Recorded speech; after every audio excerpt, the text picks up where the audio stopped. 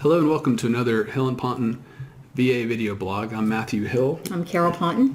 And today we'd like to talk to you about remands from the Board of Veterans Appeals. And just to go over quickly where the Board of Veterans Appeals or the BVA is in the whole system. When you file a claim, you file it at the regional office in your state. They make a decision. If you disagree, they get to look at it again and make another decision. And then after that, if you disagree, at that point you have the opportunity to file an appeal, a VA Form 9, up to Washington to the Board of Veterans Appeals. And then, at the end of all that filing, maybe 5 years later, you get a decision from the Board of Veterans Appeals. And a lot of time, from what the statistics say, the number one type of decision is a remand. A remand. So a remand can be a number of things, one of which would be they're sending back a number of issues to the regional office and asking them to reevaluate them. Now, you could have a mixture. You could have a decision that has a denial of one claim, a grant of another, and a remand of another, several issues. But what you need to know is you need to get to the bottom, at the very bottom of the decision. The court will say what they're going to do, whether they're going to grant, deny, or if they're remanding, why they're remanding.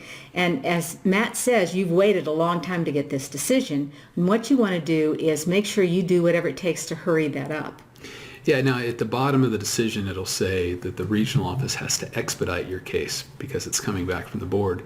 The Court of Appeals of Veterans Claims, which oversees the board, has made a decision on what expedite means. And essentially that the court says that has to be less than 2 years. So if you think about it, 2 years is still a long time. And so your options are it gets sent back and you can let the regional office do all the work. And typically what they're sending it back for are getting records like Social Security records, treating medical records that might not be at the VA, sometimes service records. Sometimes veterans records, the VA records they haven't put in the file. And then a lot of times ultimately what it'll lead to is another C&P exam because the Board of Veterans Appeals felt like there was an inadequacy in the prior exam. What we're saying though is that you can't speed up the exam, but if you have a copy of the Social Security records or you have a copy of your private doctor records, you submitting that would hopefully speed up the process instead of sitting back and letting the VA do all those issues. And I think it really helps if you outline to the VA, the regional office, I'm hereby submitting the following documents which were requested by the Board of Veterans Appeals. So security documents, all the other things. Or if you have written for something and it no longer exists, you can say that as well. For instance, a lot of times people are asking for unemployability and there's no record from their last employer as to when they stopped working. That's something that you can get and submit so it's already in the record. So read through what the board is looking for, try to get everything you can, and then outline in a letter to the VA, to the regional office, this is what I'm submitting. It complies with the board's request. Now, one last note on this.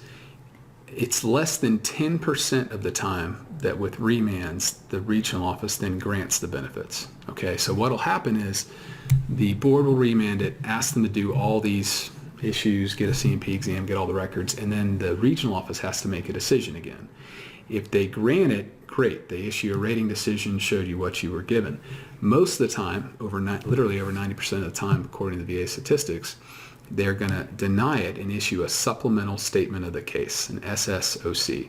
And at that point, the file is automatically sent back to the board.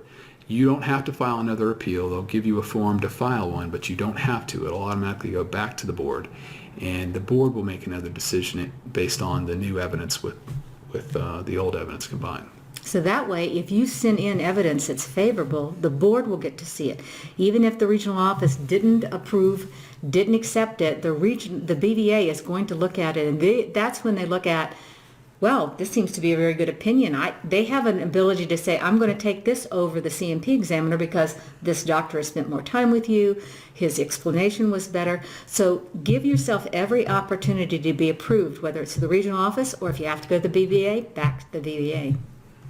Well, thank you for joining us.